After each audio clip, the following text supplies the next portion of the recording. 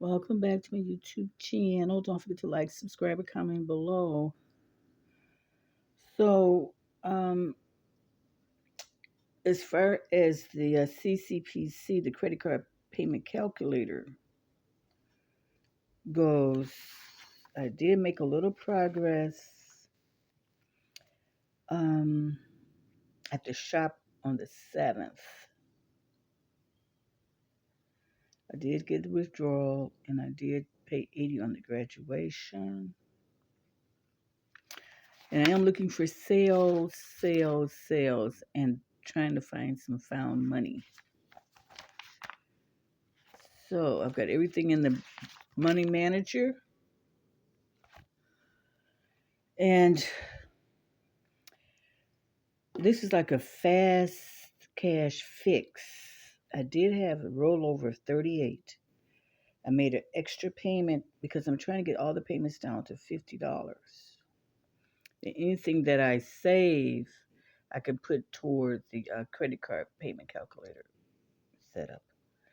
So I've got a rollover 38. I paid an extra payment, and since I had an extra payment, that $38 I put on another account, which I had already put an extra $30 on.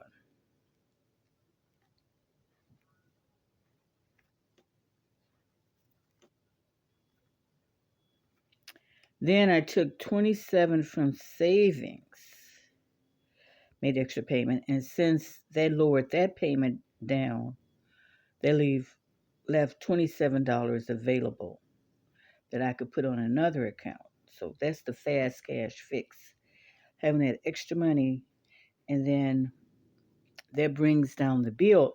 As long as it's on auto payment, that brings down the bill that you owe, the minimum due that you owe. And that money I can use on another account, which I did on with the 38 and the 38, these two accounts. And then I picked up an extra $27. And I said, well, I'll go ahead and make a payment,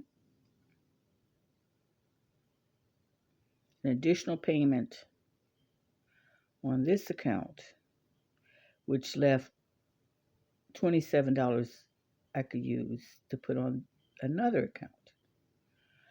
As long as it's on auto payment, and long as you have the minimum due, then you make that early payment or extra payment, and your minimum due would be lower. And that money that you save, you can put on another account. So trying to get everything down to $50, which with these extra payments, I think I did it. Very close. So we'll see how that rolls out. Of course, you don't use it, you don't make additional charges or anything. And it should work out where I've met my goal of $50, and then hopefully the money left over, I won't know this probably till next month, I can apply toward the credit card payment calculator, which could be like $200, $300. All I need is $253 for the first.